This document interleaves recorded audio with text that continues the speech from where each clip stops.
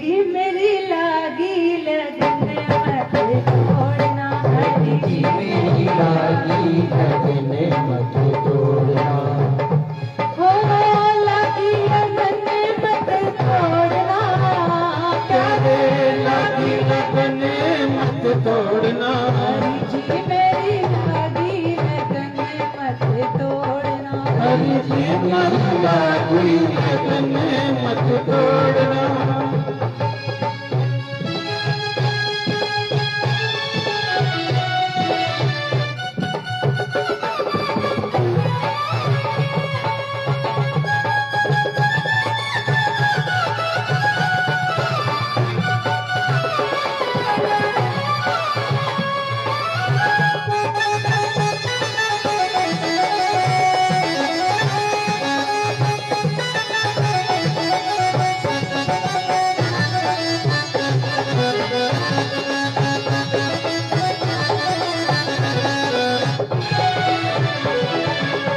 खेती बुआई मैंने तेरे नाम की, खेती बुआई मैंने तेरे नाम की, खेती बुआई मैंने तेरे नाम की, खेती बुआई मैंने तेरे नाम की।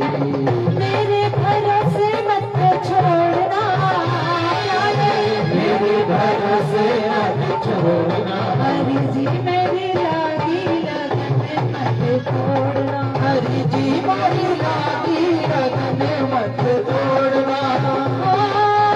लागी लगन मत तोड़ना, प्यारे लागी लगन मत तोड़ना, प्रभु जी मेरी लागी लगन मत तोड़ना, प्रभु जी मेरी लागी लगन मत तोड़ना।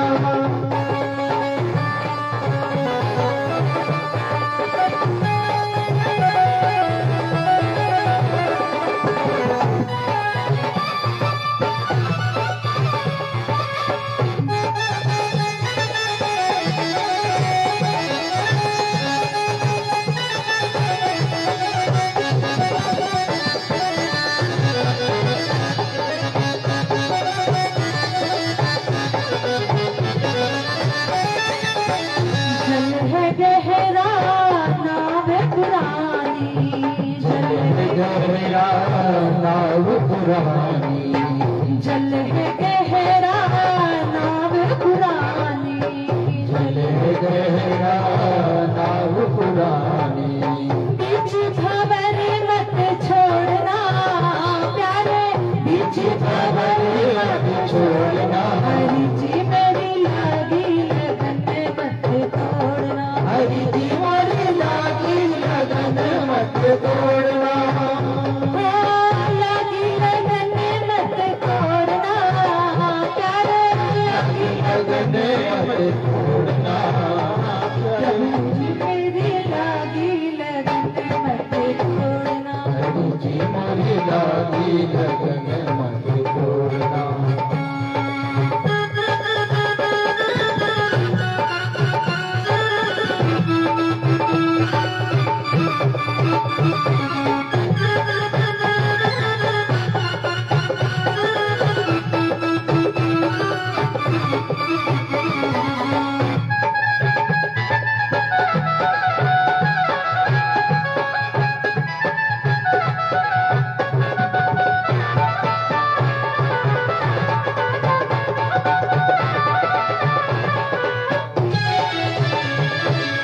तू ही मेरा सेठ है, तू ही साहूकार है, तू ही मेरा सेठ है, तू ही साहूकार है, तू ही मेरा सेठ है, तू ही साहूकार है, तू ही मेरा सेठ है, तू ही साहूकार है। ब्याज पे ब्याज मत जोड़ना, प्यारे ब्याज पे ब्याज मत जोड़ना, प्यारे ब्याज पे ब्याज मत जोड़ना, हरि जी मेरी लागी लगन मत तोड़ना, हरि जी मेरी लागी लगन मत तोड़ना, प्रभु जी मेरी लागी लगन मत तोड़ना, प्रभु जी मेरी लागी लगन मत तोड़ना।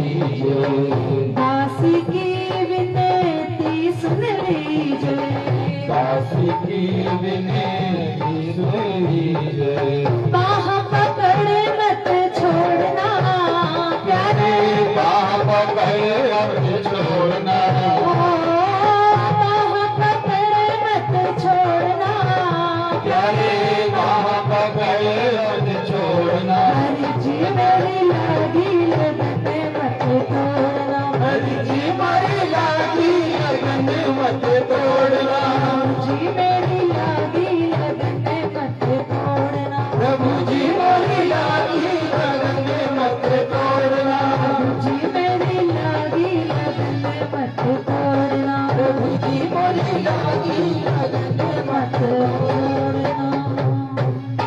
बोलो भक्त वत्सल भगवान की जय, जय जय श्री राधे, जय जय श्री राधे, जय जय श्री राधे श्याम। कल हम भगवान की कथा का बड़ा ही सुंदर प्रसंग सुन रहे थे कि भगवान इंद्र की पूजा को ब्रजवासियों के लिए व्यर्थ बताते हैं।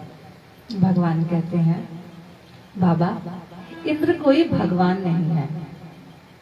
जैसे ही कल प्रसंग शुरू हुआ और इंद्र देवता प्रसन्न हो गए।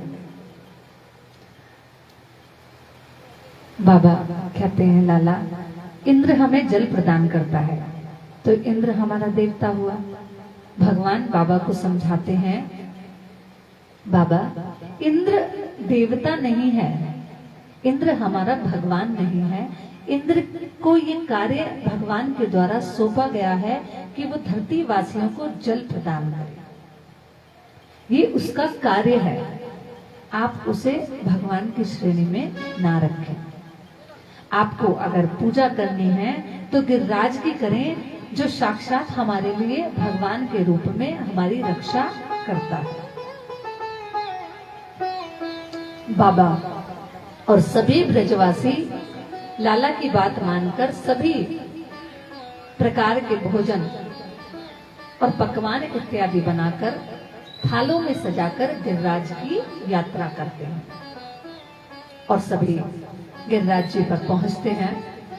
और पहुंचने के बाद लाला से कहते हैं लाला ले हम गिरिराज पर आ गए, अब बुला और इससे कहे कि ये हमारा भोग स्वीकार करे, तभी हम मानेंगे कि गिरिराज साक्षात देवता है।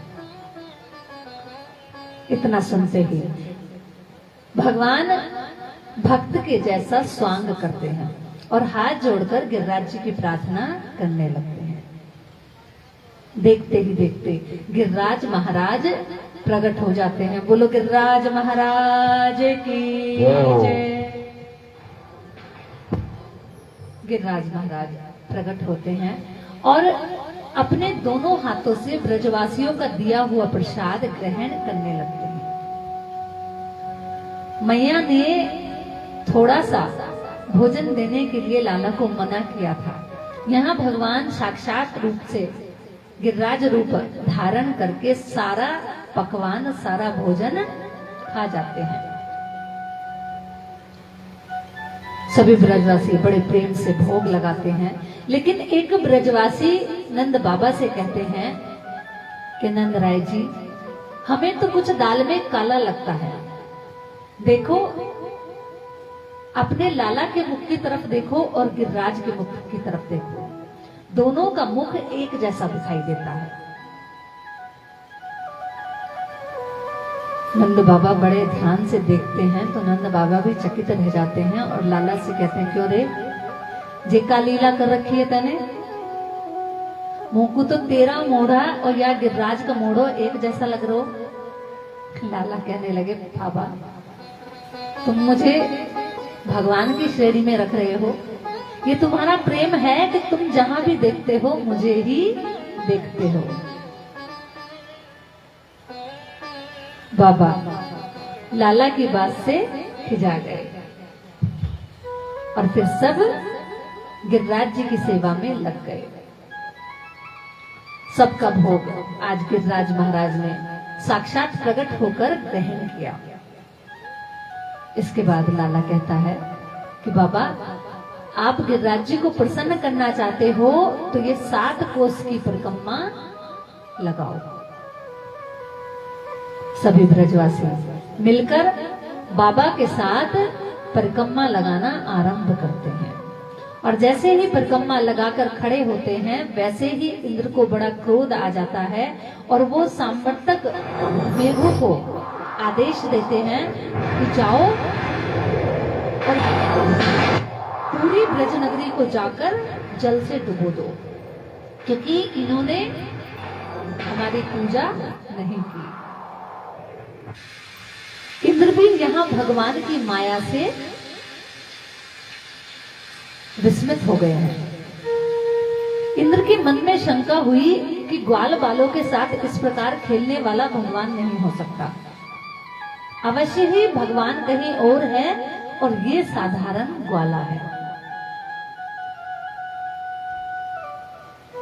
भगवान सबके देखते ही देखते गिरिराज जी को अपने कन की उंगली के ऊपर धारण कर लेते हैं और सबसे कहते हैं कि सभी अपने गौधन इत्यादि को लेकर, अपने बालकों को लेकर पर्वत के नीचे आ जाओ।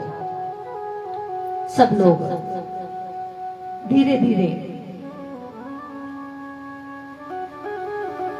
पर्वत के नीचे आ जाते हैं।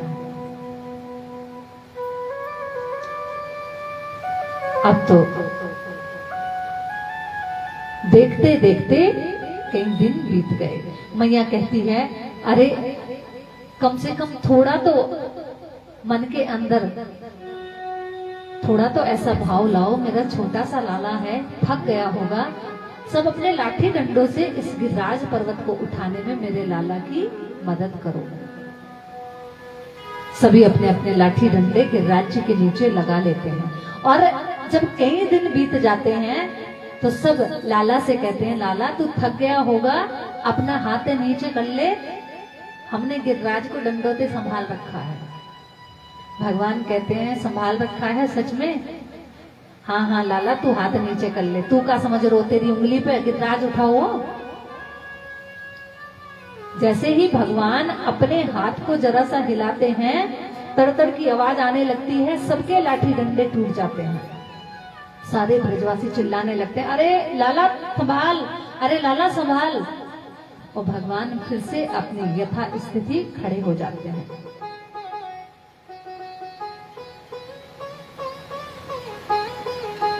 सब भगवान को यहाँ आज आश्चर्यचकित दृष्टि से देख रहे हैं कि ये हमारे साथ रहने वाला साधारण ग्वाला तो है नहीं, जरूर इसके पास कोई ना कोई दैव्य शक्ति है जिससे ये इस प्रकार के चमत्कार करता है। 7 दिन पूर्ण होते हैं और इंद्र को भान हो जाता है कि साक्षात नारायण ही है। मेघ हार थक कर वापस चले जाते हैं। धीरे धीरे जल उतरना आरंभ हो जाता है। भगवान यथा स्थिति गिरिराज महाराज को वहीं रख देते हैं। सभी चारों तरफ भगवान की जय जयकार करने लगते हैं। इस प्रकार भगवान गिरिराज जी खेल खेल में ही अपनी कन की उंगली के ऊपर धारण करते हैं और सभी ब्रजवासियों की रक्षा करते हैं। बोल भक्त वत्सल भगवान की जय, जय जय श्री राधे, जय जय श्री राधे, जय जय श्री राधे श्याम। सभी गोपियां कहती हैं कि देखा लाला हमारे माखन का कमाल, चोरी चोरी करके हमारे घरों से माखन खाया, उसका इतना प्रभाव कि तुमने गिरिराज जी उठा लिया।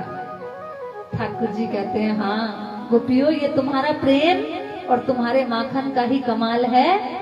कछु माखन को बल बढ़ो, कछु गोपिन करिए सहाय, और राधा जी की कृपा से मैंने गोवर्धन लियो उठाए। भगवान कभी भी अपने ग्वाल बालों को नीचा नहीं दिखाते। भगवान ग्वाल बालों से, ब्रजवासियों से इतना प्रेम करते हैं कि सारा श्रेय गोपियों को और ग्वाल बालों को ही भगवान ने दे दिया। सत्य है, जितना प्रेम भगवान ने ब्रजवासियों से किया उतना वो किसी से नहीं करते। अब तो ये सब देखने के बाद जितने भी गोप हैं वो सब नंद बाबा के साथ चर्चा करते हैं। बाबा, हम तो शुरू से कहते हैं कि तेरा लाला कोई साधारण नहीं है, तेरा लाला सच में ही कोई दिव्य शक्ति है जो भगवान की कृपा से तुझे प्राप्त हुआ है। आज तक जितनी भी विपदा आई उन सबको तेरे लाला ने ही संभाला है। ब्रजवासियों की रक्षा करने के लिए साक्षात भगवान की तरह हमारे बीच में तेरा लाला खड़ा रहता है। और सभी मिलकर भगवान का अभिषेक करते हैं। जितनी गैया हैं वो भर भर के दूध देती हैं और सभी ब्रजवासी मिलकर भगवान का अभिषेक करते हैं कि लाला आज तो तूने ऐसा कार्य किया जो दूसरा कोई कर नहीं सकता। इसके बाद एक दिन कथा आती है कि बाबा कार्तिक शुक्ल की एकादशी का उपवास करते हैं और उपवास करने के बाद सभी लोग रात्रि में यमुना जी में स्नान करने के लिए यमुना जी के तट पर ही सो जाते हैं। बाबा को भान नहीं रहता समय का और बाबा आधी रात यानी 1 से 2 बजे के बीच में जल में प्रवेश कर जाते हैं, जहां वरुण के दूत जल के रक्षक बाबा को पकड़कर वरुण लोक ले जाते हैं। सभी गोप ग्वालों को पता चलता है और वो कन्हैया के पास आते हैं। कन्हैया, तेरे बाबा को जल के दूत पकड़कर ले गए। कन्हैया वरुण लोक जाते हैं और जैसे ही वरुण देवता देखते हैं कि ठाकुर जी उनके यहाँ पधारे तो वो ब्रह्मा विष्णु महेश तीनों के प्रकार से कन्हैया की स्तुति करने लगते हैं। बाबा एक कोने में बैठकर ये सब देख रहे हैं। बाबा बड़े आश्चर्यचकित हो जाते हैं कि ब्रह्मा जी से भी ऊंचा स्थान मेरे पुत्र का है। वरुण देवता अपने इस धाम को धन्य मानते हैं और भगवान की बारंबार स्तुति करते हैं, उनके चरणों में प्रणाम करते हैं और कहते हैं, बताइए आप किस लिए यहाँ आए? भगवान ने कहा कि हमारे पिता को तुम्हारे दूत बांधकर अपने पास ले आए हैं, क्योंकि हमारे पिता रात्रि के समय जल में प्रवेश करते हैं। उन्हें समय का भान नहीं था, आप हमारे पिता को छोड़ दीजिए। वरुण देवता भगवान से बारंबार क्षमा मांगते हैं और नंद बाबा को कन्हैया के पास ले आते हैं।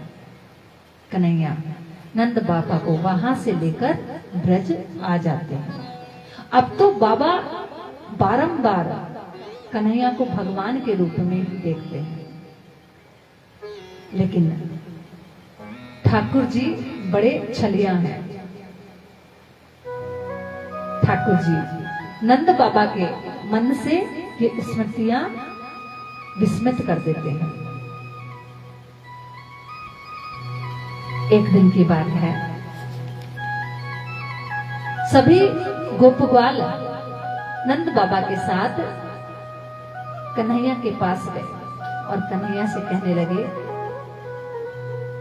लाला हमको तो लगे तेरी बड़ी सांठ-गांठ है, देवताओं के साथ तेरी बड़ी सांठ-गांठ है, जो कार्य देखो वो तू कर लेता है।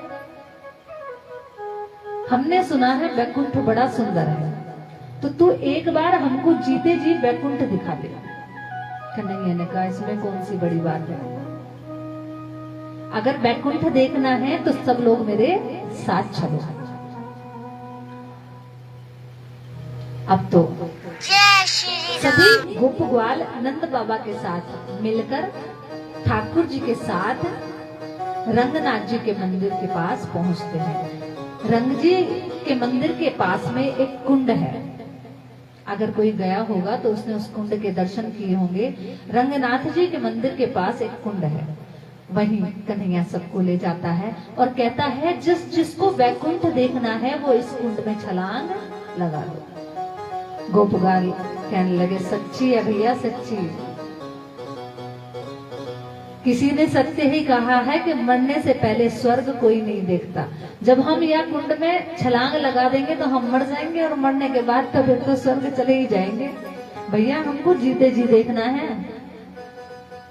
कन्हैया ने कहा तुम्हें मेरी बात पे विश्वास नहीं, ये लो सबसे पहले मैं ही छलांग लगाता हूँ, तुम यहाँ छलांग लगाओ और हम बैकुंठ में पहुंच जाएंगे।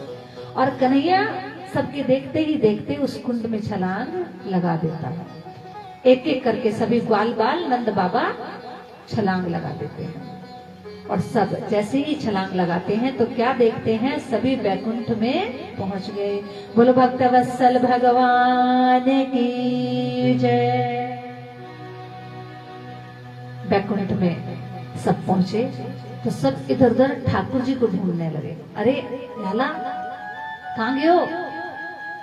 चारों तरफ जहां देखे वहां पीतांबर धारी चतुर्भुजधारी भगवान के दूत इधर उधर घूम रहे हैं।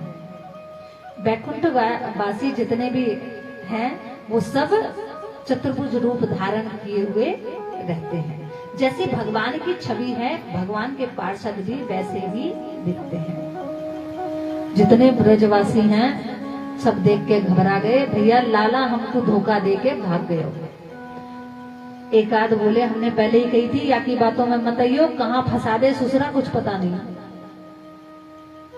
अब तो सब एक दूसरे को देखकर कन्हैया को ढूंढने लगे। थोड़ी सी आगे बढ़े शोभा देखते हुए तो भगवान के दूत खड़े हुए हैं। उन दूतों से जाकर ब्रजवासियों ने कहा राम राम भैया, अब भगवान नारायण के दूत तो केवल श्रीमन नारायण ही जानते हैं। आश्चर्यचकित होकर ब्रजवासियों की ओर देखने लगे। तब ब्रजवासियों ने कहा हमारा कन्हैया देखोगा कहीं? दूतों ने कहा शांत रहिए, यहाँ शोर नहीं मचाना, आगे जाके देखिए। आगे बढ़ते हैं, आगे जाके थोड़ी आगे और चले तो कुछ और दूत खड़े हैं। ब्रजवासी उनसे जाके कहते हैं राम राम भैया, हमो कन्हैया देखोगा कहीं? उन्होंने भी इशारे से कहा शांत रहिए। अब तो थोड़ी आगे और बढ़े और क्या देखते हैं, बड़े ऊंचे हजारों शेषनाग की सैया पर भगवान लेटे हुए विश्राम कर रहे हैं, मंद मंद मुस्कुरा रहे हैं। एक गोप की नजर पड़ी और कहते देख भैया वो बैठो ससुरो, वे वहां चढ़ के बैठ गयो, हमको यहाँ फंसा दियो और अपने आप वहां बैठो। सारे कन्हैया की ओर देखते हैं और कहते हैं ओए नीचे आजा, नीचे कभी तो प्रधानमंत्री बना है, आजा। जितने भी भगवान के पार्षद थे सब इन ब्रजवासियों को शांत कराने लगे।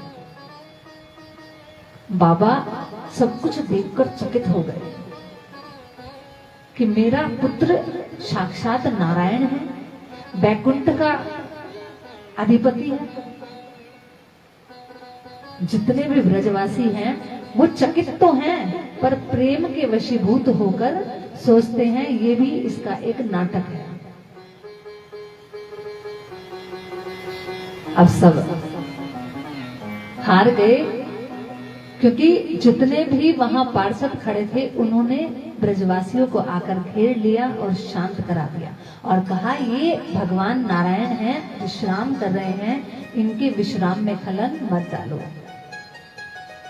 अब तो ब्रजवासी हार गए और कहने लगे हमको ना देखनो तेरा ये बैकुंठ बैकुंठ, हमें हमारे ब्रज में पहुंचा दे भैया, हम हार गए तो से। तू बड़ा कलाकार और हम छोटे, हमको हमारे बैकुंठ पहुंचा दे। और जैसे ही सबने हाथ जोड़कर प्रभु से प्रार्थना की, सब अपने नेत्र बंद करते हैं और सभी ब्रज में वापस पहुंच जाते हैं। बोलो भक्त वत्सल भगवान की जय। अब तो सबको विश्वास हो जाता है कि कन्हैया सच में भगवान है।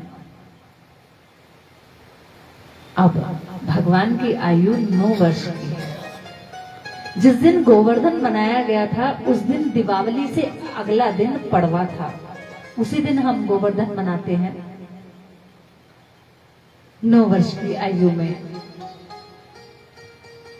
शरद ऋतु की पूर्णिमा आ पहुंची और भगवान याद करते हैं कि उन्होंने गोपियों को आश्वासन दिया था कि एक दिन तुम मुझे अवश्य प्राप्त करोगे, क्योंकि गोपियां अपने सब्र को छोड़ती जा रही हैं।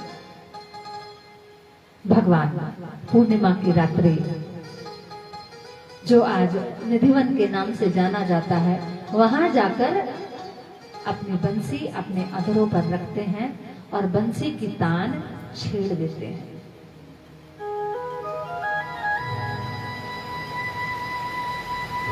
जो ये रास की रात्रि थी, 4.5 अरब की रात्रि थी ये। ब्रह्मा जी की एक रात्रि 4.5 अरब की होती है, 4.5 अरब वर्षों की होती है। भगवान ने उस दिन सृष्टि को रोक दिया था, क्योंकि जितनी गोपियां ब्रज में निवास कर रही हैं, ये सब वेद की ऋचाएं, वो ऋषि मुनि हैं जिन्होंने भगवान को पाना चाहा था। यहाँ स्त्री पुरुष कोई नहीं है, यहाँ केवल परमात्मा और जीव की वो आत्मा है जो भगवान को पाना चाहती है।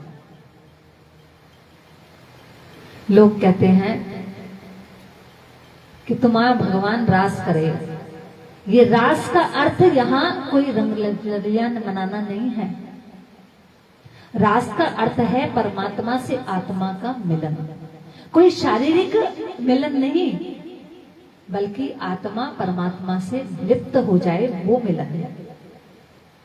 भगवान ने आज यहाँ सृष्टि के क्रम को ही रोक दिया और ये रात्रि ब्रह्मा जी की एक रात्रि के बराबर बन गई। आप कभी सोच के देखो कि अगर 1 घंटा नाचना पड़ जाए ना, तो बड़े से बड़ा धुरंधर भी वो होगा, वो 1 घंटे में चक्कर खा जाएगा। लेकिन आज के समय में भी बरसाने में रमेश बाबा की रासलीला मंडली है, जहां बहुत सारी गोपियां रहती हैं, जो भगवान की गोपी के रूप में वहां निवास करती हैं। आज भी वो कई कई घंटे नृत्य करती हैं भगवान के भजनों पे।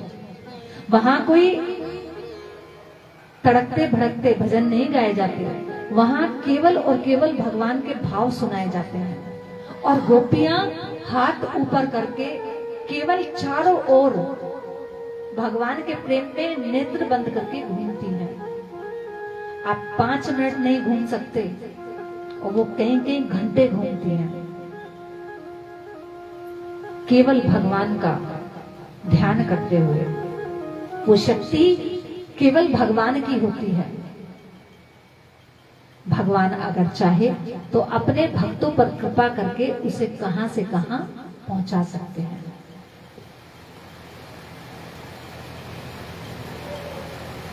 अब भगवान मुरली की तान छेड़ देते हैं और जैसे ही भगवान अपनी मुरली की ताल छेड़ते हैं, वैसे ही जितनी गोपियां ब्रज में थी वो सब अपने सुध-बुध खो बैठी।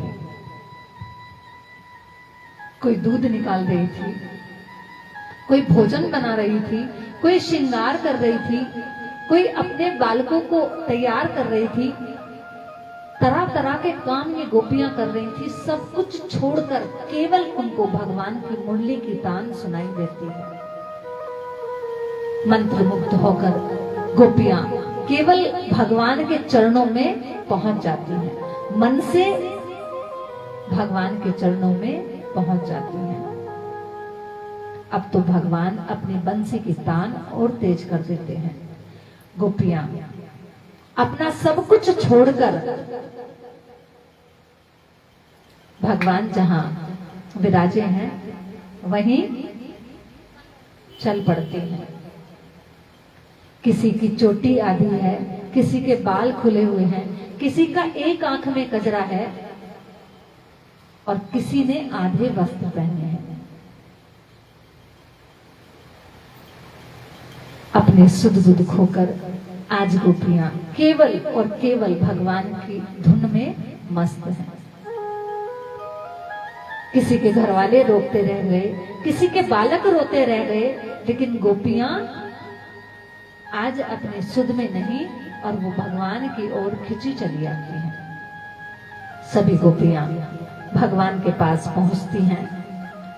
भगवान जाते ही गोपियों से कहते हैं, अरे गोपियों, तुम इतनी रात्रि इस निर्जन वन में क्या करने आई हो?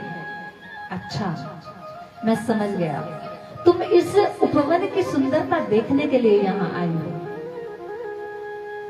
तुमने सुंदरता देख ली, अब अपने घर जाओ, क्योंकि तुम्हारे बालक, तुम्हारे पति, तुम्हारे घर वाले तुम्हारी राह देखते होंगे। अकेले वन में अकेली स्त्री का रहना ठीक नहीं। अब सोचो कि कोई हमें नोटा दे कि आप हमारे घर आना, और जब आप उसके घर जाएं तो वो आपसे पूछे कैसे आए, कैसा लगेगा?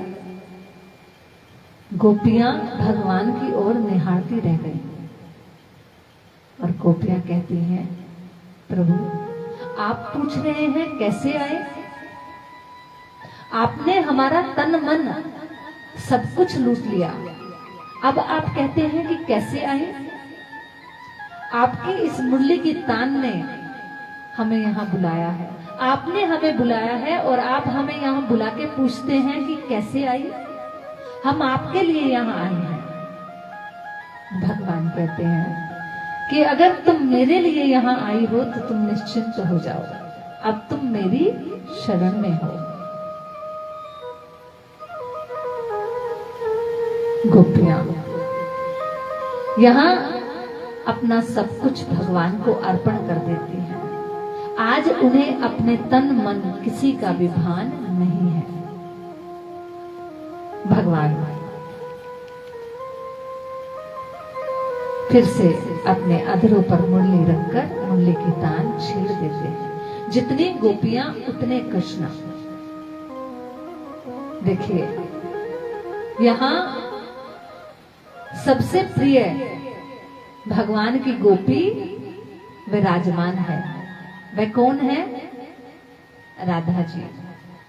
राधा जी भगवान की सबसे प्रिय है, क्योंकि वो भगवान की अंतरात्मा है।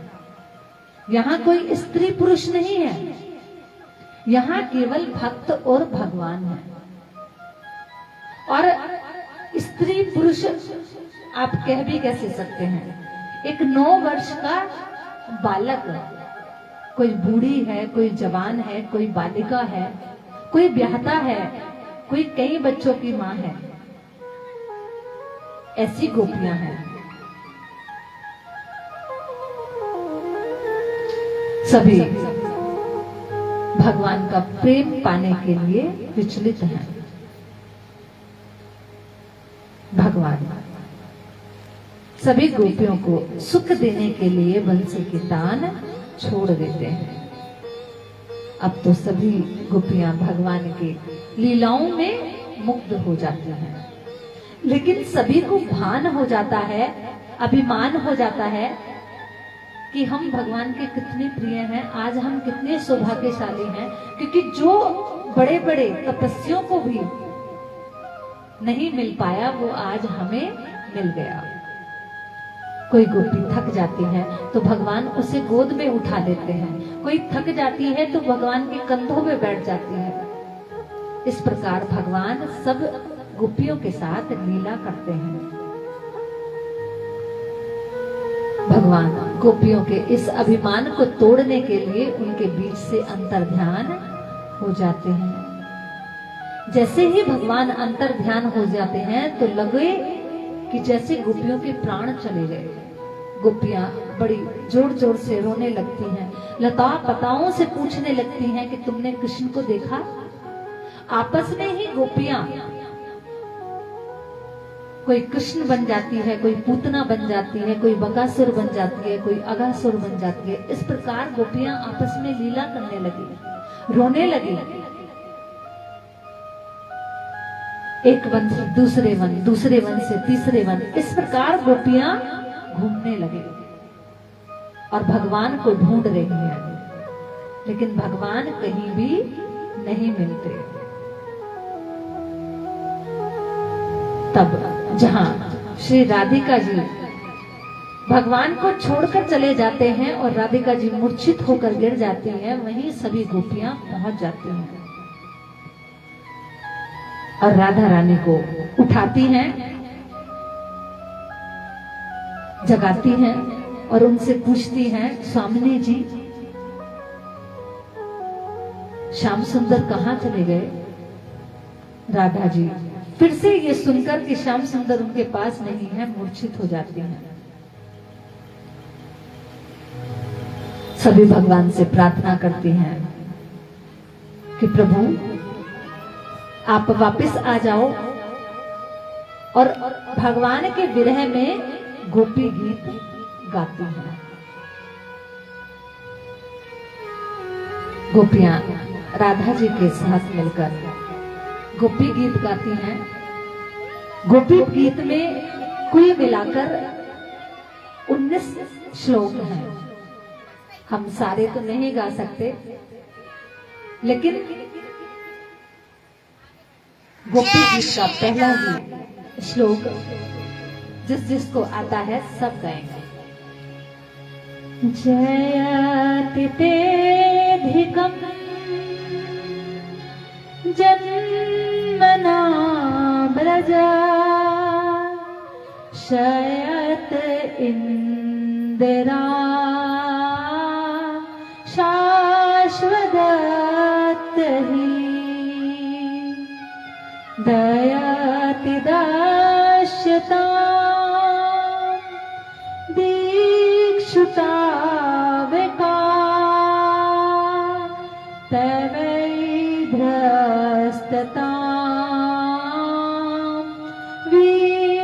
वीचनवते। गोपियां भगवान के विरह में पागल हो जाती हैं और प्रभु से कहती हैं, प्रभु हम हार गए, वापिस आ जाओ।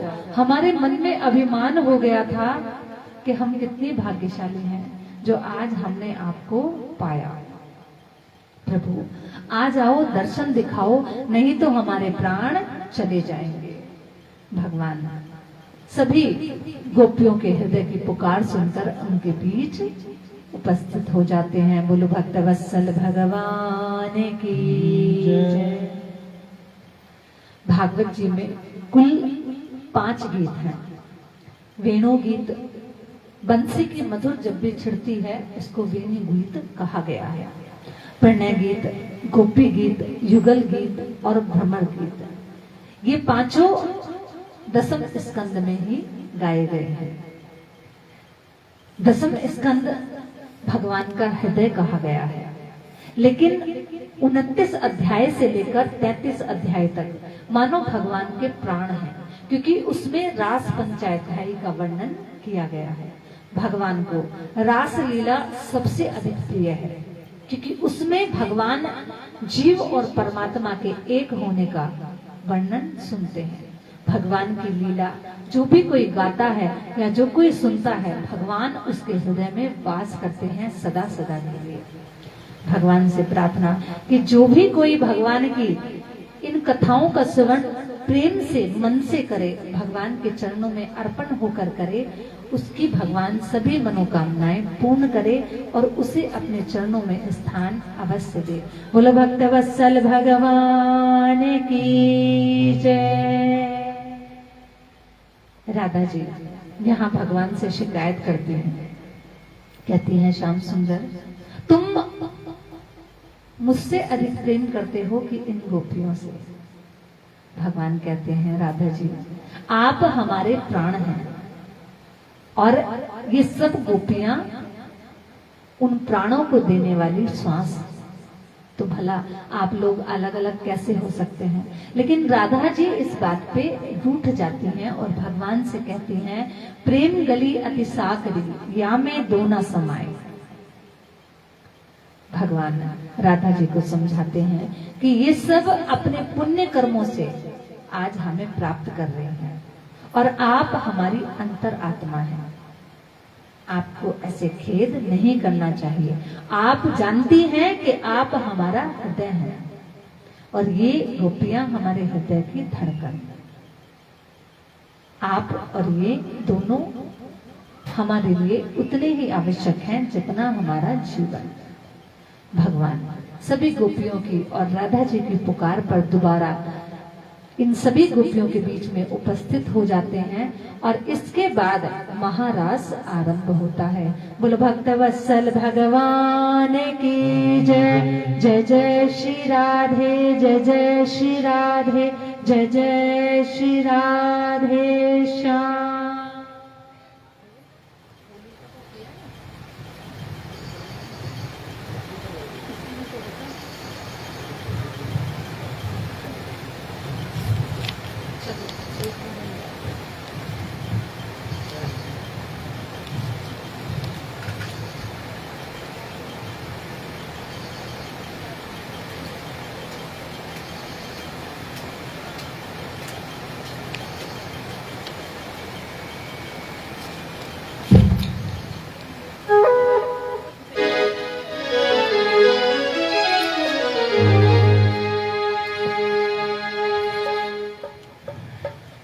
श्री राधे बोलिए श्री बांके बिहारी लाल की जय। श्री राधा रानी सरकार की जय। निगाहें फिर क्यों बैठे मेरा तो और ना कोई। आइए सभी बड़े भाव से कहें कन्हैया से, निगाहें फिर क्यों बैठे मेरा तो और ना कोई। निगाहें फिर क्यों बैठे मेरा तो और ना कोई। निगाहें फिर क्यों बैठे मेरा तो और ना कोई। निगाहें फिर क्यों बैठे मेरा तो और ना कोई। तुम्हारे लाखों दीवाने, तुम्हारे लाखों दीवाने मेरा तो और ना कोई। निगाहें फिर क्यों बैठे मेरा तो और ना कोई।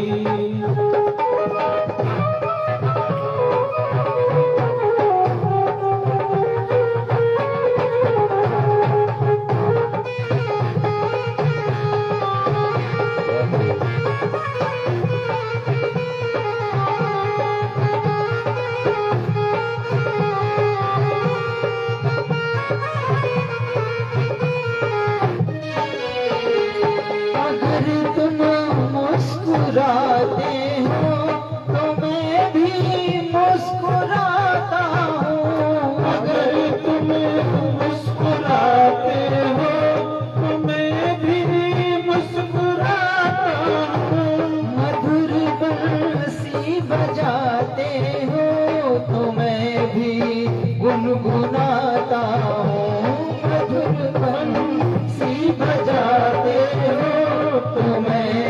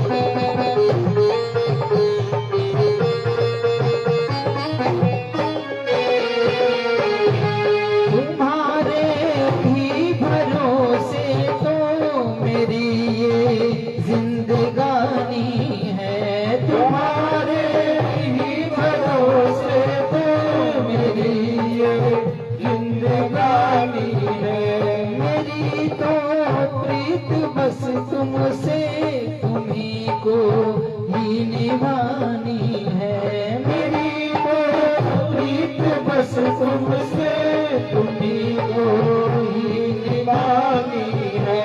कहूँ दिल की भला किससे, कहूँ दिल की भला किससे, मेरा तो और ना कोई निगाहें तेरे क्यों बैठे, मेरा तो और ना कोई।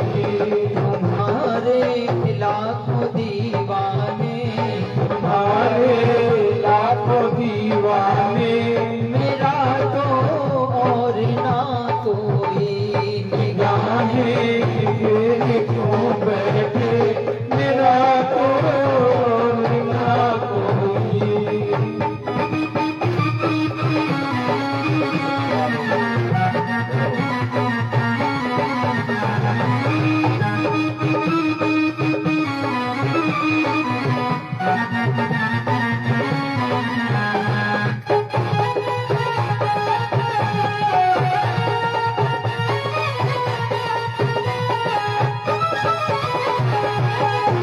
मैं रह भी पाऊंगा कैसे, हुए जो दूर तुम मुझसे।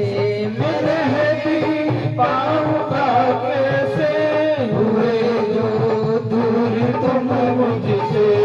इशारा तो करो कोई, इशारा तो करो कोई, खता क्या हो गई मुझसे, खता क्या हो गई मुझसे। रुलाए क्यों मुझे मोहन, रुलाए क्यों मुझे मोहन, मेरा तो और ना कोई निगाहें तेरे क्यों बैठे, मेरा तो और ना कोई। तुम्हारे लाखों दीवाने, तुम्हारे लाखों दीवाने, मेरा तो और ना कोई निगाहें तेरे क्यों बैठे, मेरा तो और ना कोई। मेरा तो और ना कोई। मेरा तो और ना कोई। देश की बाके बिहारी लाल की जय, श्री राधा रानी सरकार की जय जय जय श्री राधे श्याम। जय जय श्री राधे, जय जय श्री राधे, जय जय श्री राधे श्याम। भगवान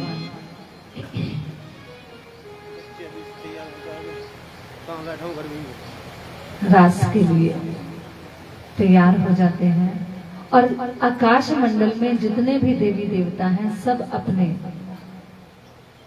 सवारियों पर, अपने रथों पर सवार होकर सूक्ष्म रूप से आकाश मंडल पर विराजमान हो जाते हैं, क्योंकि ये वो रात्रि है जिसमें भगवान और भक्त के मन का मिलन होना है। सभी इस रास की रात्रि को देखने के लिए आकाश मंडल में विराजमान हो जाते हैं।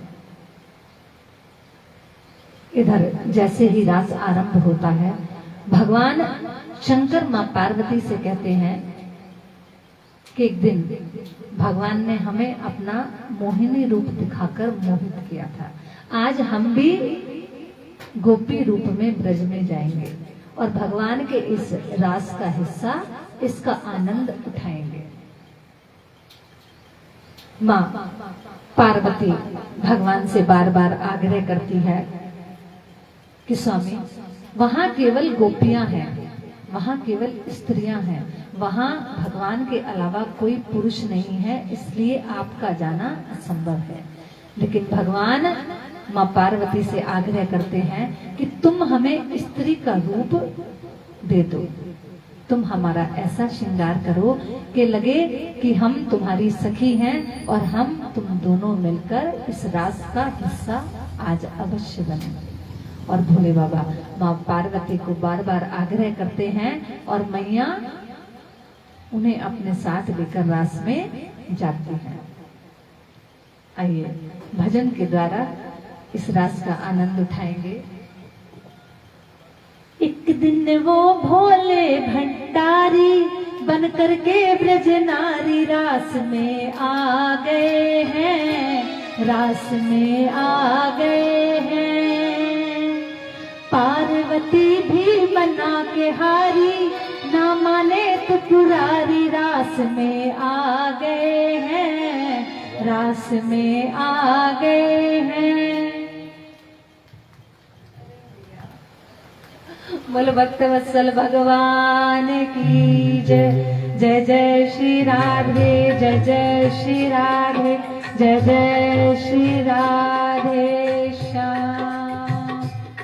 भोले बाबा को इतनी जल्दी है, लेकिन हमारे ढोलक वाले भैया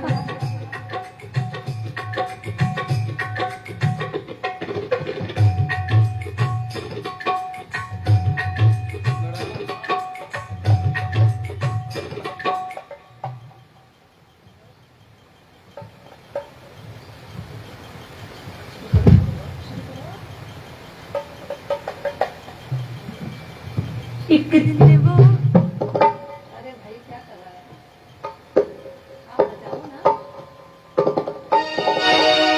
एक दिन वो भोले भंडारी बनकर ब्रज की नारी रास में आ गए हैं, रास में आ गए हैं, रास में आ गए हैं।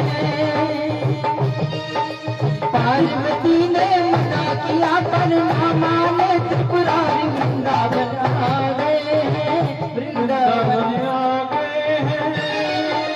पार्वती भी बना के हारी, ना माने त्रिपुरारी रास में आ गए हैं, रास में आ गए हैं। एक दिन वो भोले भंडारी बनकर ब्रज की नारी रास में आ गए हैं, रास में आ गए हैं।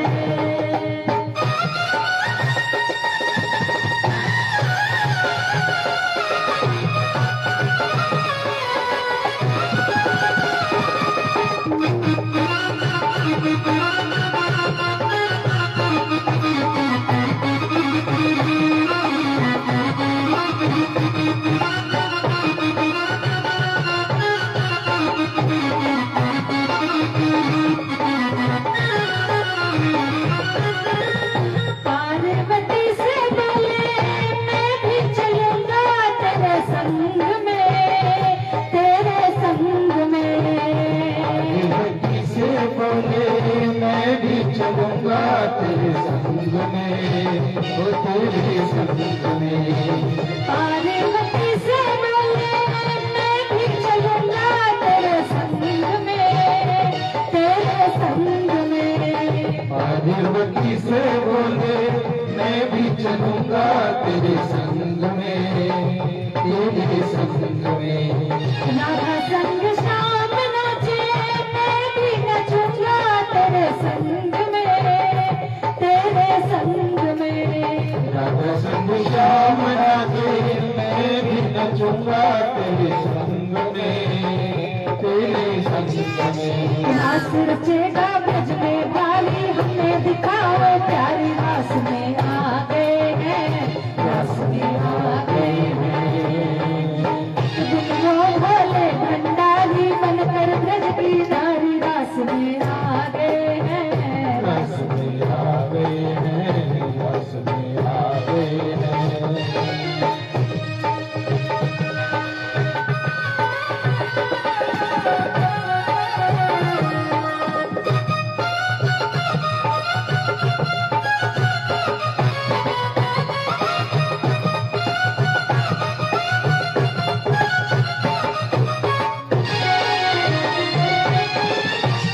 मेरे भोले स्वामी कैसे ले जाऊं तुम्हें साथ में, मेरे साथ में।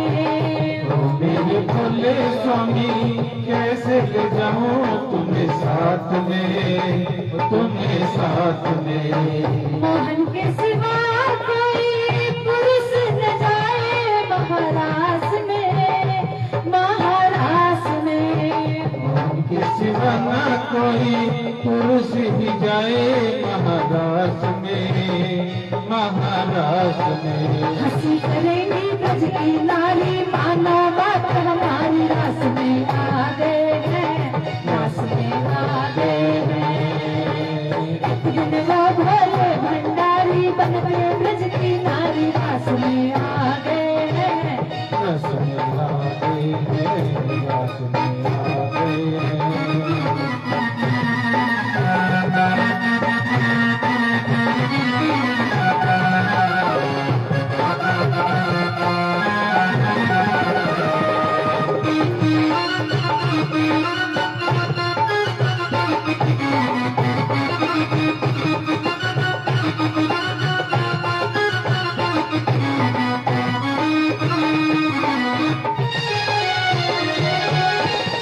ऐसा बना दो मुझको कोई न जाने इस राज को, इस राज को। ऐसा बना दो मुझको कोई न जाने इस राज को, इस राज को। मैं हूँ सहेली तेरी ऐसा बताना ब्रजराज को, ब्रजराज को। मैं हूँ सहेली तेरी ऐसा बताना ब्रजराज को, ब्रजराज को। बना के जूड़ा पहन के साड़ी चाल चले मतवाली रास में आ गए हैं, रास में आ गए हैं। एक दिन वो भोले भंडारी बन के ब्रज की नारी रास में आ गए हैं, रास में आ गए हैं। पार्वती भी बना के हारी ना माने त्रिपुरारी रास में आ गए हैं, रास में आ गए हैं।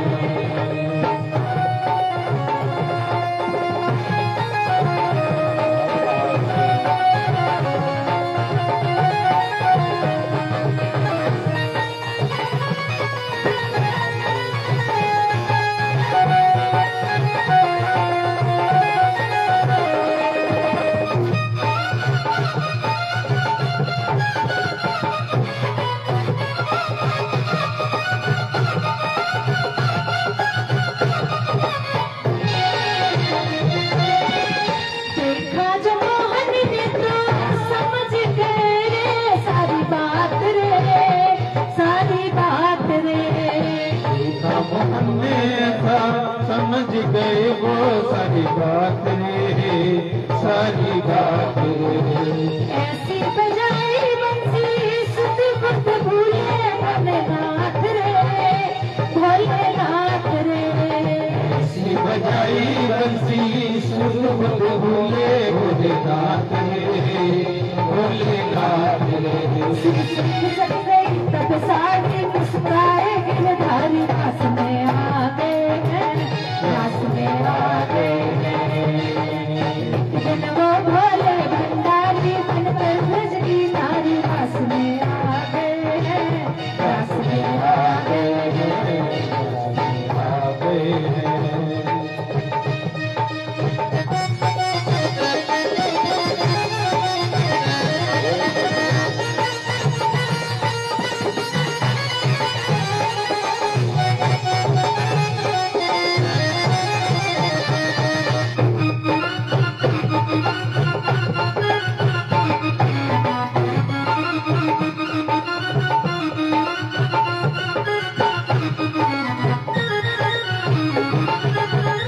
दीने दयालु तब से गोपेश्वर हुआ तेरा नाम रे, तेरा नाम रे। दयालु जब से गोपेश्वर हुआ रे, तेरा नाम रे, तेरा नाम रे।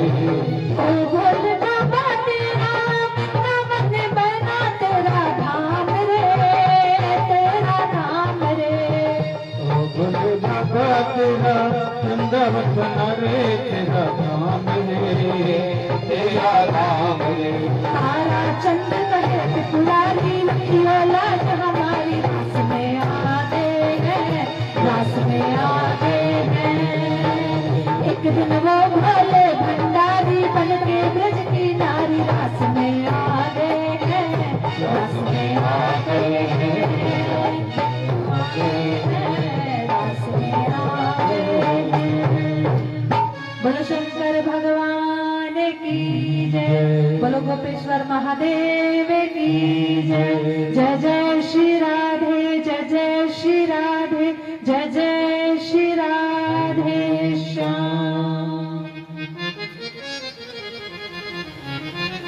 प्रकार भगवान अपनी भक्त गोपियों को जो आश्वासन देते हैं वो आज रास के द्वारा पूर्ण करते हैं। अब कथा आती है। एक बार नंद बाबा और गोप ग्वालों ने शिवरात्रि का व्रत रखा। इस अवसर पर सभी आनंद से भरकर अंबिका वन की ओर यात्रा करते हैं। भगवती अंबिका को प्रसन्न करने के लिए और भगवान शंकर को प्रसन्न करने के लिए उस दिन सभी निराहार उपवास करते हैं और रात्रि के समय सरस्वती नदी के तट पर सभी जल ग्रहण कर कर विश्राम करने के लिए वहीं सो जाते हैं। इसी जगह पर एक बड़ा भारी अजगर रहता था। यह अजगर बहुत दिनों से भूखा था। इसने देखा कि कुछ मनुष्य यहाँ नदी किनारे सो रहे हैं। इसने आकर नंद बाबा को पकड़ लिया। अब बाबा अपने लाला की महिमा जान चुके हैं। बाबा जोर जोर से चिल्लाते हैं, बोलो भक्त वत्सल भगवान की। भगवान के कुछ ऐसे प्यारे प्यारे भक्त हैं जिनको भगवान बना के भेजते हैं। तुम सबने ध्यान रखा हो ना रखा हो, लेकिन सामने वाली लड़की आज पूरी तरह सज के आ रही है। अजगर बाबा को आकर पकड़ लेता है। जय जय श्री राधे। भैया भगवान की कथा सुन लो, मेरा भी ध्यान भटक गया था लेकिन दोबारा आ गया। अब अजगर बाबा को पकड़ लेता है। तब बाबा जोर जोर से चिल्लाने लगते हैं, अरे कन्हैया मेरी रक्षा कर, मैं तेरी शरण में हूँ। आज पिता अपने पुत्र से कहता है मैं तेरी शरण में हूँ। और जब कोई भक्त भगवान से ये कहता है कि भगवान मैं तेरी शरण में हूँ, तो भगवान नंगे पैर दौड़े चले आते हैं। जैसे ही बाबा ने चिल्लाना आरंभ किया, सभी गोपग्वाल उठ गए और सबने लाठी डंडों से अजगर को मारना आरंभ कर दिया। लेकिन अजगर ने बाबा को नहीं छोड़ा। अजगर बाबा को निगलने की कोशिश कर रहा है। तभी भगवान आए और भगवान ने अपने चरणों का स्पर्श अजगर को करा दिया। सभी के देखते ही देखते अजगर एक सुंदर रूप में, मनुष्य रूप में सबके सामने प्रकट हो जाता है और हाथ जोड़ के भगवान की स्तुति करने लगता है। सब देखकर आश्चर्यचकित हो जाते हैं। अजगर कहता है, प्रभु मैं कब से आपकी राह देख रहा था। मैं सुदर्शन नाम का विद्याधर हूं। एक दिन विमान पर चढ़कर मैं इधर उधर घूम रहा था और मैंने अंगिरा गोत्र के कुरूप ऋषियों को देखा, जिनको देखकर मैंने उनकी हंसी उड़ा दी, क्योंकि मैं बड़ा सुंदर था और वो कुरूप थे। उन्होंने मुझे श्राप दे दिया और तभी से मैं अजगर की योनि में यहाँ पड़ा आपकी प्रतीक्षा कर रहा था। आपने मेरा जीवन धन्य किया।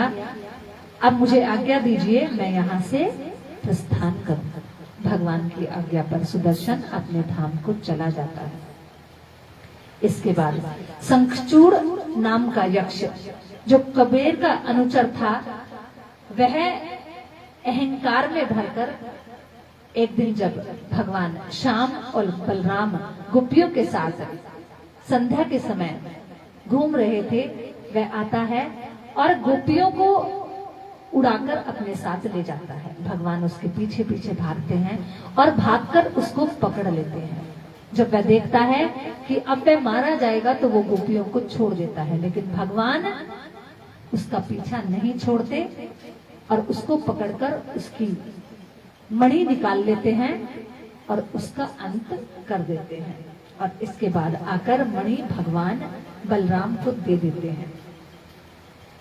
इसके बाद कथा आती है, अरिष्टासुर जो बैल के रूप में आया था भगवान का नाश करने के लिए, भगवान उसका भी उद्धार कर देते हैं। अब नारद जी कंस के पास जाते हैं भगवान की प्रेरणा से कि अब कंस का समय पूर्ण हो चुका है। यहाँ भगवान की आयु 11.5 वर्ष की कही गई है। भगवान 11.5 वर्ष तक गोपियों के साथ रहते हैं नंद बाबा और मां यशोदा के साथ रहते हैं। कहा गया है कि भगवान ब्रज को छोड़ के कभी नहीं गए। भगवान एक रूप से ब्रज में ही निवास करते हैं। नित्य आज भी भगवान का और राधा रानी का ब्रज में निवास है। बस आपका प्रेम और आपकी भावना है कि आप किस रूप में भगवान को देखते हैं। सत्य है कि आज भी भगवान किसी न किसी रूप में ब्रज में भ्रमण करते हैं। आप अगर भाव से परिपूर्ण होकर ब्रज में जाएंगे, भगवान के दर्शन करेंगे, तो भगवान किसी न किसी रूप में आपको आज भी दर्शन दिखाएंगे।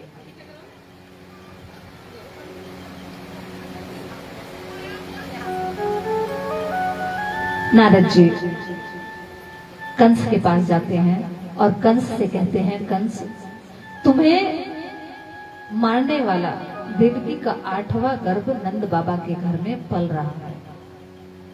आज मैं तुम्हें सत्य बताता हूं, तुम अक्रूर जी के द्वारा कृष्ण और बलराम को अपने पास बुलाओ और किसी प्रकार से उनको मरवा दो, नहीं तो वो तुम्हारी मृत्यु का कारण बन जाएंगे। बोलो भक्तवत्सल भगवान की जय।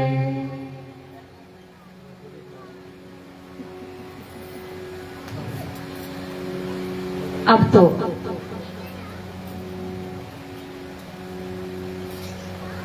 कंस अक्रूर जी को बुलाते हैं और कहते हैं, अक्रूर जी मुझे पता चल चुका है कि देवकी और वसुदेव का 8वां पुत्र कृष्ण है।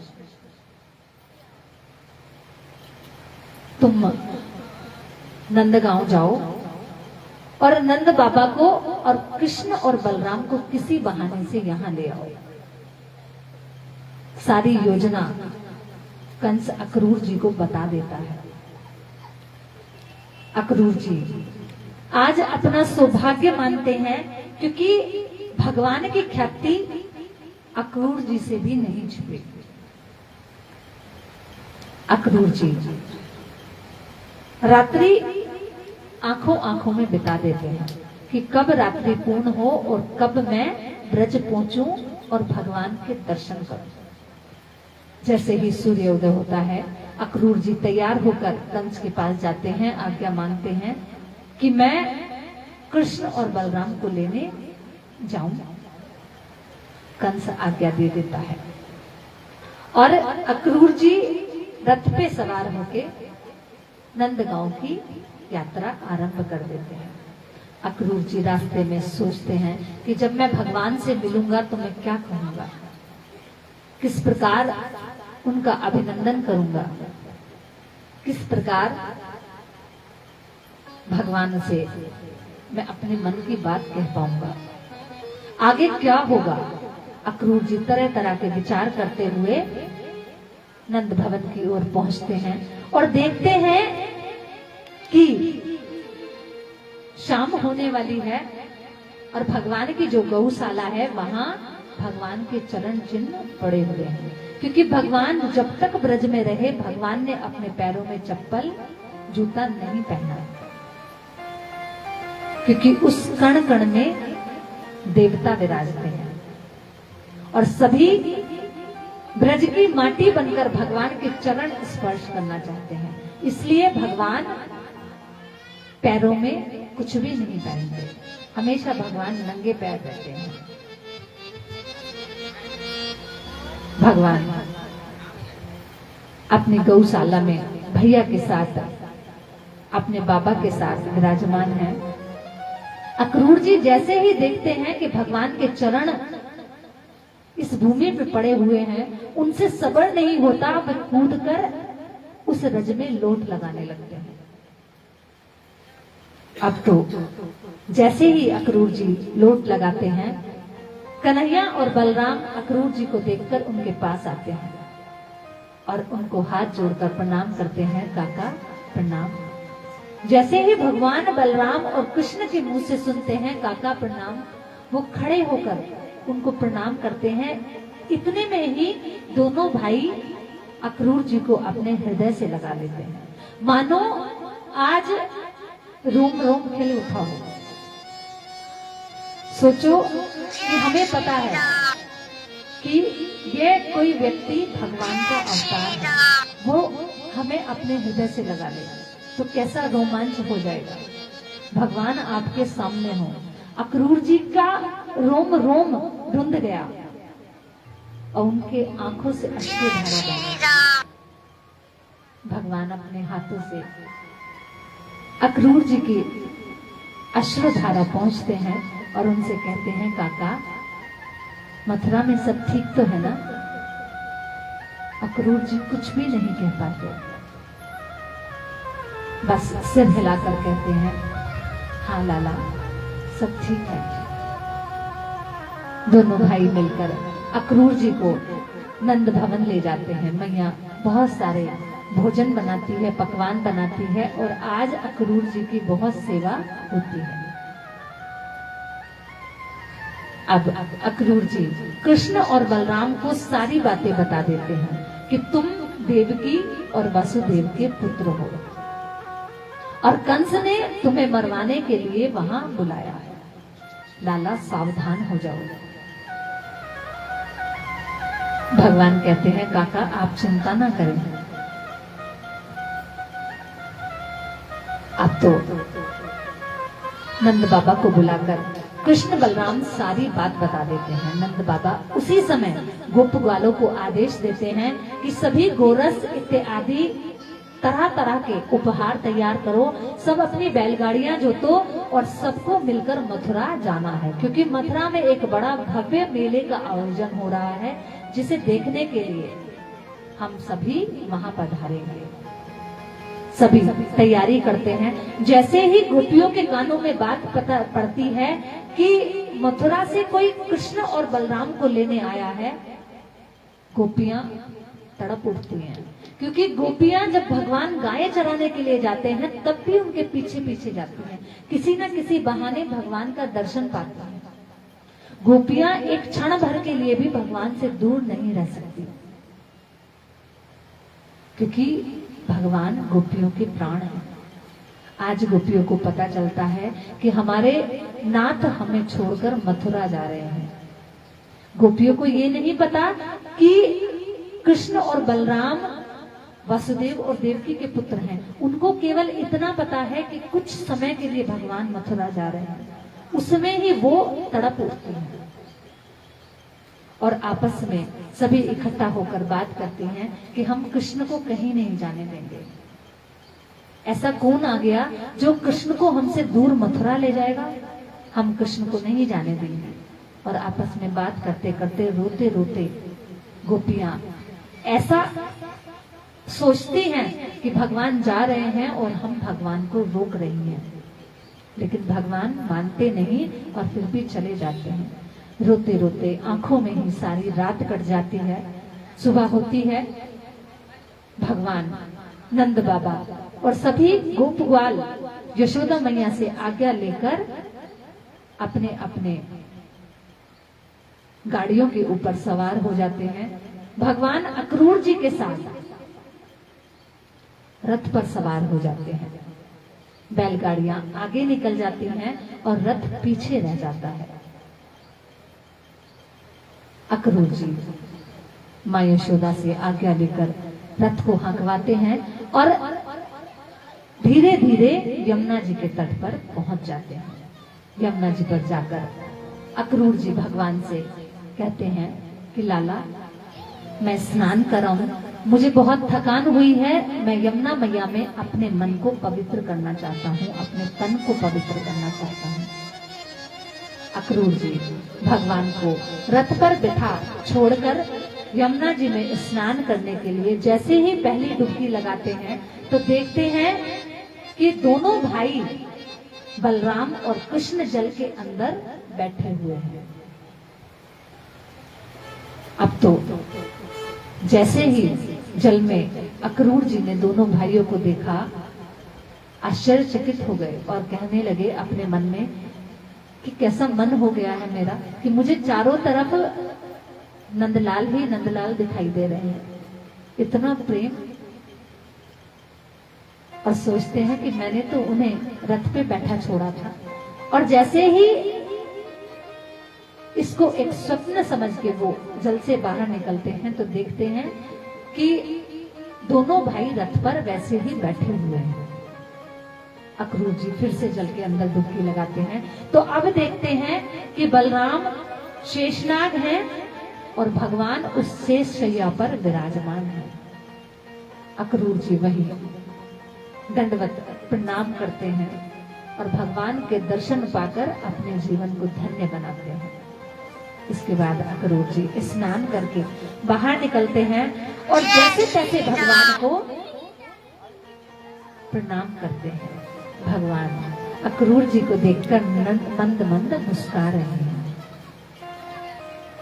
यहीं पर केसी और व्योमासुर नाम के राक्षस भगवान को समाप्त करना चाहते हैं। भगवान जहां केसी राक्षस को मारते हैं वहीं केसी घाट बन जाता है। बोलो भक्तवत्सल भगवान की जय। जय जय श्री राधे, जय जय श्री राधे, जय जय श्री राधे श्याम। सभी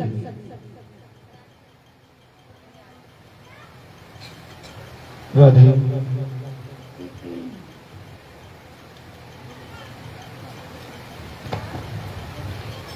बोलिए बांके बिहारी लाल की जय। हरि भक्तों, कल ठाकुर जी के चरणों में जो दान आया था, जसवीर मलिक जी 1100 रुपए, इनके लिए जोरदार तालियां। नीतीश जी 501 रुपए, इनके लिए जोरदार तालियां। और एक गुप्त दान 1100 रुपए का, जोरदार तालियां। हरिभक्तों, जैसे कि बताया गया था कि इस कथा का जो खर्चा है वो 60 से 65 हजार रुपए करीब है और दान केवल अभी तक 5000 रुपए आए।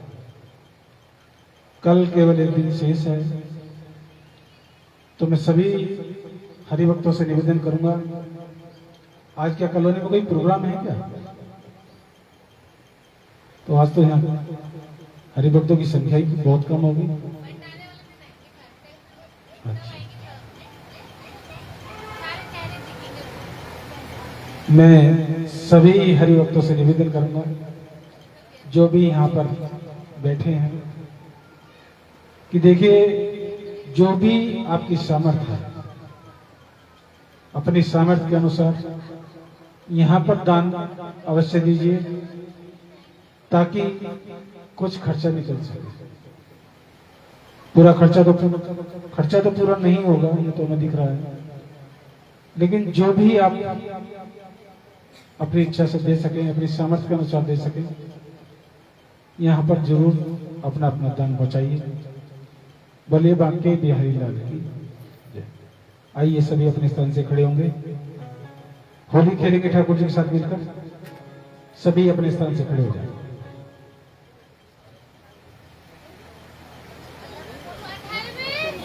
जय जय श्री राधे। भैया एक मिनट देखिए, जो भी यहाँ मुख्य हैं, मैं सभी से प्रार्थना करना चाहूंगी कि 2-4 लोग इकट्ठे हों। आपके बीच में कथा आई है, आप सब लोगों से बात करके ही कथा रखी गई होगी। वो 2-4 लोग सभी घरों में जाएं और सब लोगों से इस कथा के लिए चंदा इकट्ठा करें, क्योंकि आप लोग ये कर सकते हैं, हम लोग नहीं कर सकते। ऐसा नहीं है जब 2-4-10 लोग इकट्ठे होके जाएंगे तो सभी लोग कुछ ना कुछ देंगे। इस प्रकार करके आप कथा का खर्चा पूरा करवा सकते हैं, क्योंकि कोई भी इतना सामर्थ्य नहीं रखता कि अकेले में कथा करवा ले। जिसका बड़ा कोई आयोजन, कोई बड़ा कार्य पूरा होता है या किसी के मुख से बोली हुई होती है, वो एक अकेला व्यक्ति ही तब ये आयोजन करता है। बड़े बड़े कथा पंडाल और बड़ी बड़ी व्यवस्था करने में कम से कम लाखों रुपए खर्च हो जाते हैं। अगर हर घर से भी 500 रुपए इकट्ठा किए गए तो सारा खर्चा निकल सकता है। और आपके दरवाजे पे भगवान की ये कथा आई है, आप लोगों को ही स्वयं पूरी करनी चाहिए। किसी की जेब से लगकर अगर जाए तो अच्छा नहीं लगता, किसी को नुकसान हो। भगवान की कथा है, आपने भगवान की कथा की सुनी है। अगर आप अपने घर में सत्यनारायण भगवान की कथा कराते हैं तो कम से कम कथा का खर्चा 1100 रुपये पंडित जी दक्षिणा पहले ही दे देते हैं, क्योंकि देखो महंगाई है। यहाँ तो आपसे अपने लिए कुछ मांगा ही नहीं जा रहा, भैया ने जो खर्च किया है भैया को कम से कम वो मिल जाए। तो करबद्ध प्रार्थना कि जो मेन लोग हैं, और सभी मेन हैं, मेरे हिसाब से तो सभी मेन हैं, 2 4 10 लोग इकट्ठे होकर जाएं और सब लोगों से कहें तो कुछ ना कुछ सब लोग अवश्य देंगे। और इस प्रकार कथा का खर्चा भी निकल आएगा। केवल कल का दिन शेष है। अभी भैया जैसे बता रहे हैं कि 10 गुना खर्चा हुआ है, जबकि 5,000 रुपए आए हैं और कम से कम 60-65 हजार रुपए का खर्चा होता है। तो कृपया करके सब लोग इस बात पे ध्यान दें और अपने अपने प्रयास द्वारा इस कथा को सफल बनाएं। बोलो भक्तवत्सल भगवान की जय। आइए सभी अपने स्थान से खड़े होंगे, ठाकुर जी के साथ होली खेलेंगे। आ जाइए सभी।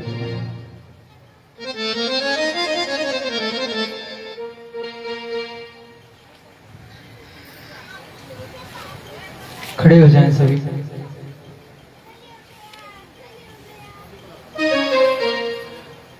बोलिए श्री बांके बिहारी लाल की जय। बोलिए होरी के रसिया की जय।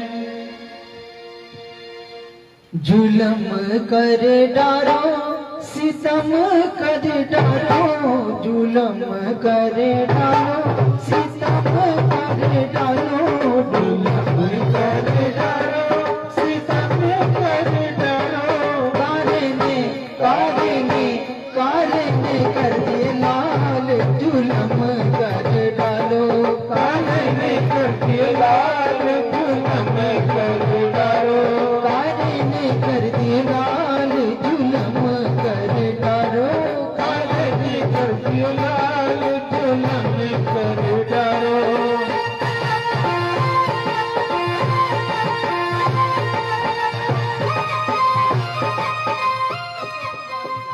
होली ऐसे खड़े खड़े ही मनाओगे? ठाकुर जी को रिझाना है, उनके साथ होली खेलनी है। आइए तो आइए सभी आगे आ जाएं। सभी हाजिरी लगाएं।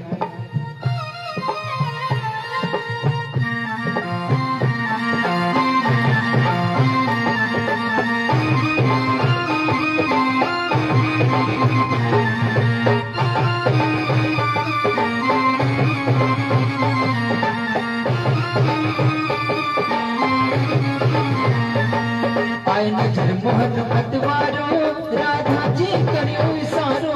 आए नजर मोहन मतवारो, राधा जी करियो इशारो। आए नजर मोहन मतवारो, राधा जी करियो इशारो। आए नजर मोहन मतवारो, राधा जी करियो इशारो। नैनासु नैनासु नैनासु करियो कमाल, जुलम कर डालो। काले ने कर दियो लाल, जुलम कर डालो। काले ने कर दियो लाल, जुलम कर डालो। काले ने कर दियो लाल, जुलम कर डालो।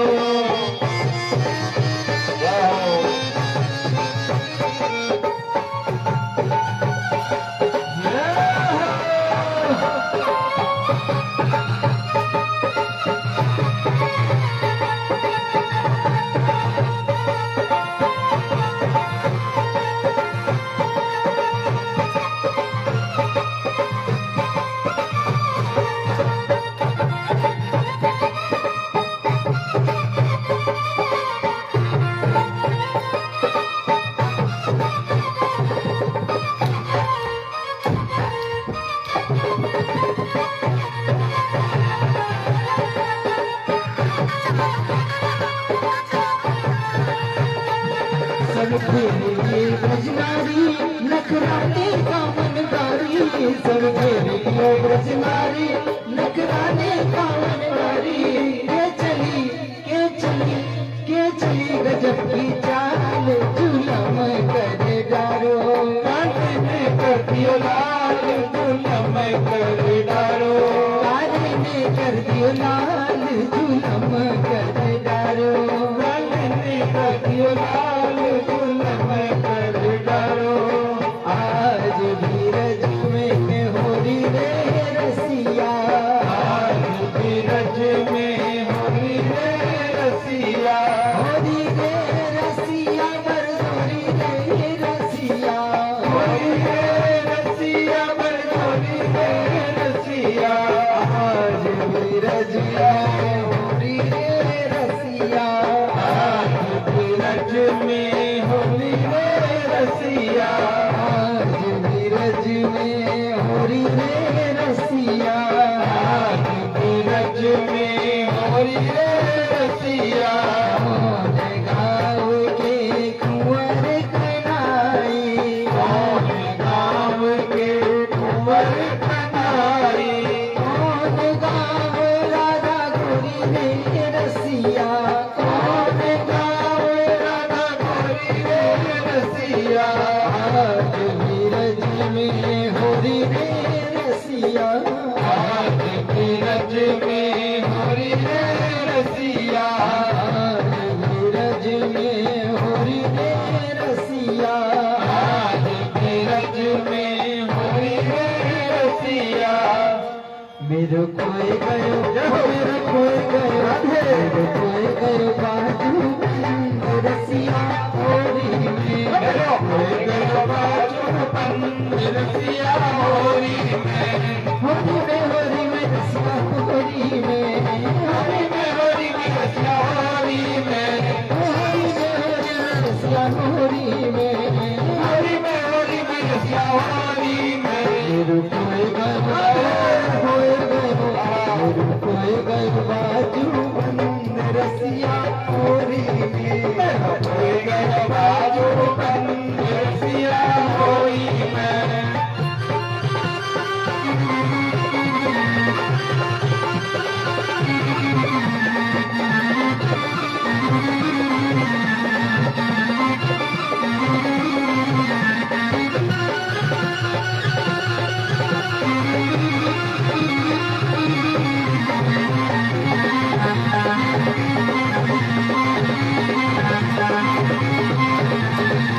बाजू बंद मेरो पड़ोरी मोहल को बाजू बंद मेरो पड़ोरी मोहल को बाजू बंद मेरो पड़ोरी मोहल को बाजू बंद मेरो पड़ोरी मोहल को तो बंद बाहु पूरे खोल को तो बंद बाहु पूरे खोल को नंद के पर सुंदर रसिया होरी में कोई गयो बाजू बंद रसिया होरी में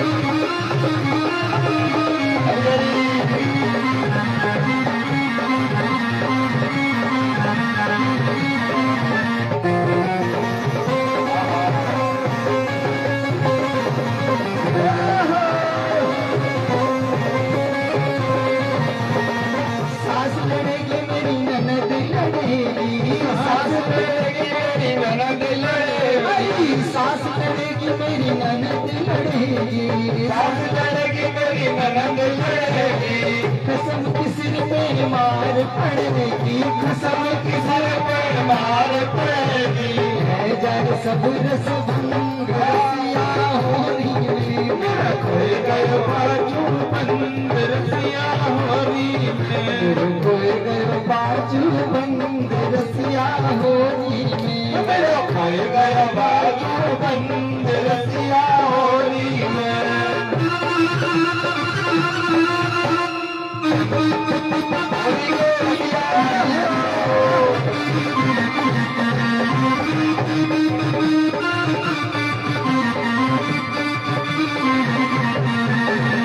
होरी खेले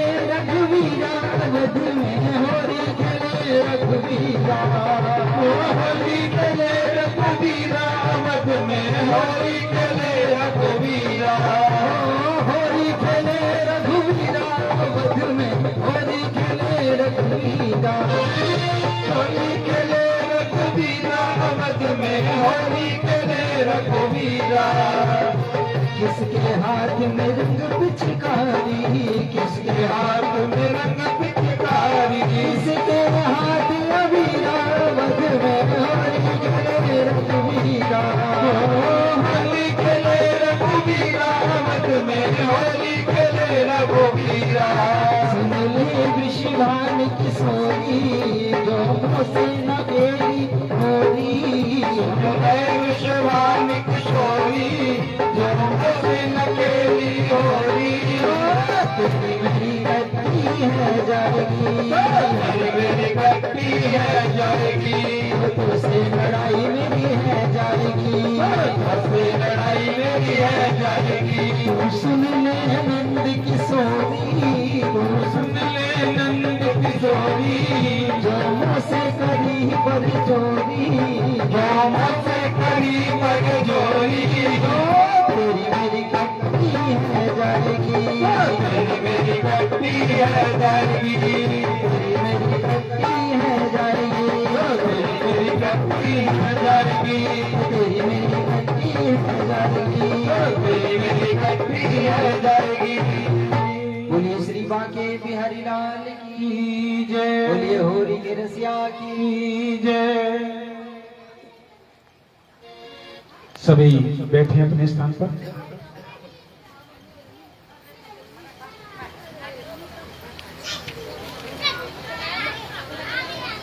बोले भक्तवत्सल भगवान की जय। जय जय श्री राधे, जय जय श्री राधे, जय जय श्री राधे श्याम।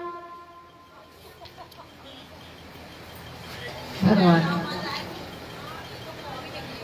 मथुरा में प्रवेश करते हैं।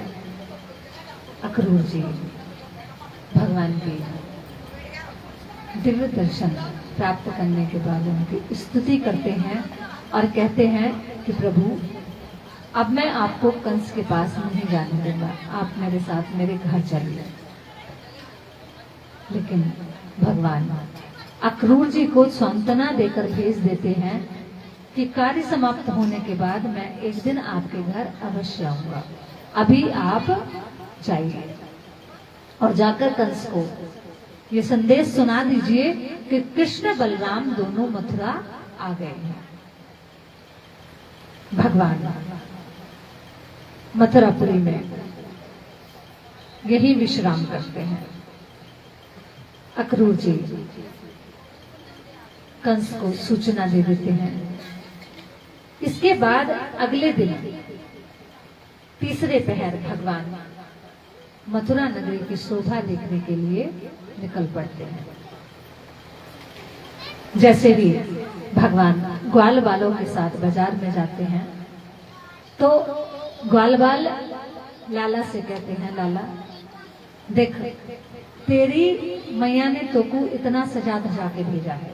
बोलो भक्तवत्सल भगवान की जय।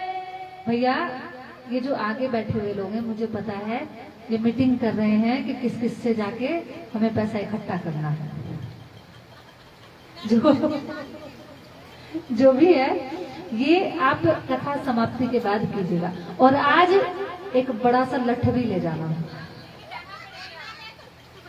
भैया से भैया का घड़ा ले जाना और एक लठ ले जाना। उसके बाद कहना हाँ भैया कहाँ है रो, नहीं कन्हैया के दूध बन के जाओगे ना। कन्हैया की कथा चल रही है और तुम यहाँ सो रहे हो। सोम तो चलो निकाल लाओ, अपने अपने पर्सन में निकाल लाओ।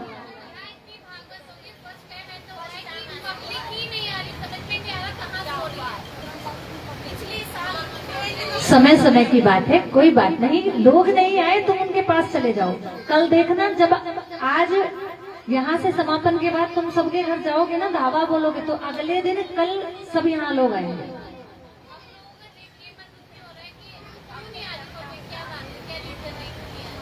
कोई बात नहीं, बोलो भक्तवत्सल भगवान की। लेकिन समय कम है, भगवान का मंगल उत्सव मनाना है, इसलिए आज की कथा में ध्यान दो। कथा समाप्ति के बाद आज तैयार हो जाना, खाना जब खाएंगे जब कलेक्शन कर लेंगे तब। भगवान के मित्र भगवान से कहते हैं कि लाला तू तो सजा धजा और हम गंवारों की तरह तेरे साथ चल रहे हैं, देख हमको अच्छा नहीं लग रहा। कंस तेरा मामा, कहने बताई ना कि रिश्ते में तेरा मामा लगे, अब तेरा मामा और तेरे सखा इतने बुरे, हमको कुछ अच्छे अच्छे लत्ता कपड़े दिलवा दे भैया, ताकि हम भी तेरे साथ देखने में अच्छे लगे। भगवान कहते हैं बस इतनी सी बात, चलो। आगे चलते ही कंस का धोबी मिलता है। अब कन्हैया धोबी को देखते ही कहता मामा जी प्रणाम। धोबी कहता मामा जी? कैसे मामा जी? किसके मामा जी? बोले हमारे मामा जी। कंस का धोबी भी तो मामा ही हुआ ना, मामा का धोबी भी मामा हुआ। धोबी कहता है पहाड़ों पे रहने वाले गंवार, तुम्हें हम मामा दिखाई देते हैं? भगवान को क्रोध आ गया और भगवान ने एक तमाचा धोबी के मुख पे जड़ा, धोबी का सिर धड़ से अलग और धोबी धरती में धूमिल हो गया। अब तो जितने धोबी के सेवक थे गठड़ी बांधे हुए, उन सब ने अपनी गठड़ी वहीं छोड़ दी और भाग गए। भगवान ने कपड़ों की गठड़ी उठाई और अपने मित्रों से कहा ये लो, जिसको जो अच्छा लगे वो छांट लो।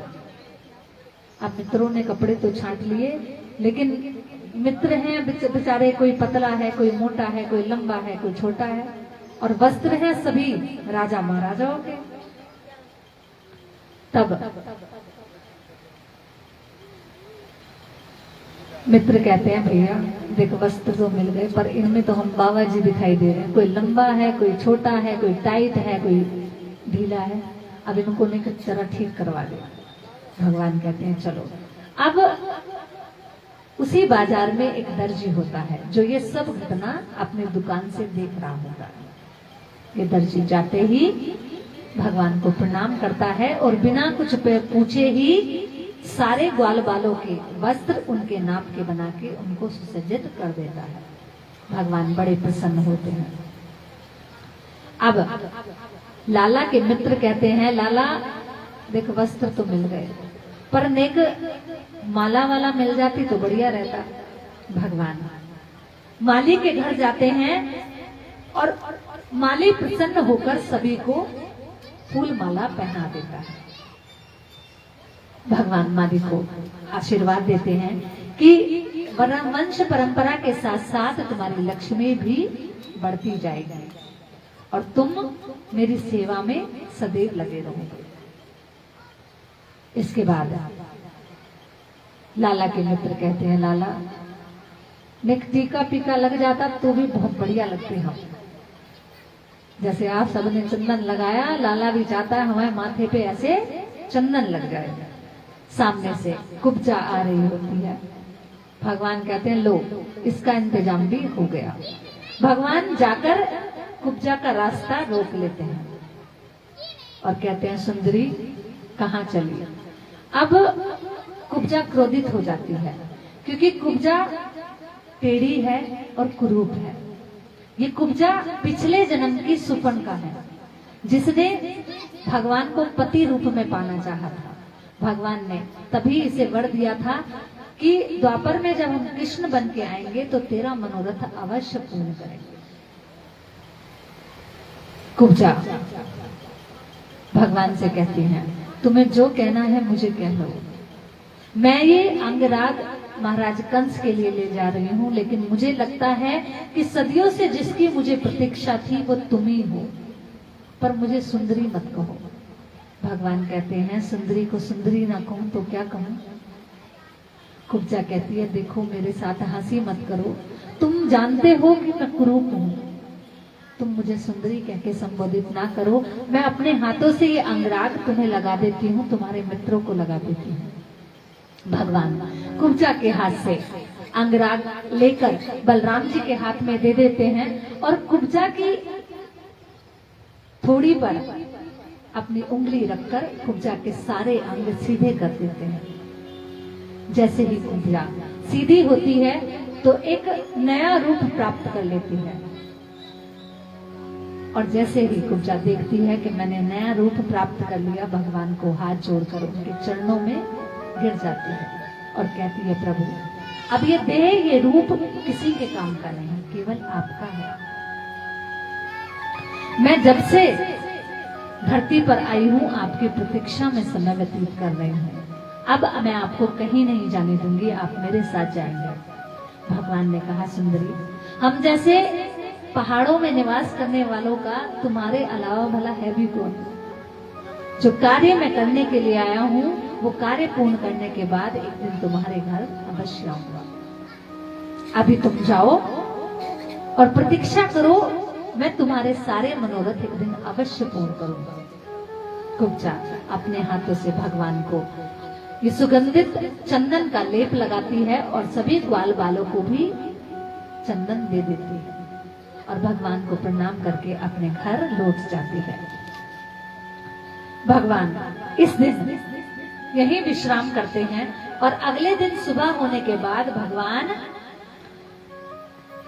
उस धनुष के पास जाते हैं जो कंस के पास धरोहर है, जिसकी शोभा देखने के लिए ही आज कंस ने एक मेले का आयोजन किया है। भगवान पहरेदारों के मना करने के बाद भी धनुष के पास चले जाते हैं और धनुष उठाकर धनुष भंग कर देते हैं। जितने भी पहरेदार धनुष की रक्षा कर रहे थे वो सब भगवान को मारने के लिए दौड़ते हैं, पकड़ो इसको, बंदी बना लो। लेकिन भगवान खेल ही खेल में उन धनुष के टुकड़ों से सबका काम तमाम कर देते हैं। इसके बाद भगवान रंगशाला की ओर बढ़ते हैं, जहां कुंडलिया पीड़ हाथी अपने महावत के साथ खड़ा होता है, जिसको कंस ने मदिरा पान करा के खड़ा कर रखा है। कंस ने पग पग पे भगवान को मारने का इंतजाम कर रखा है।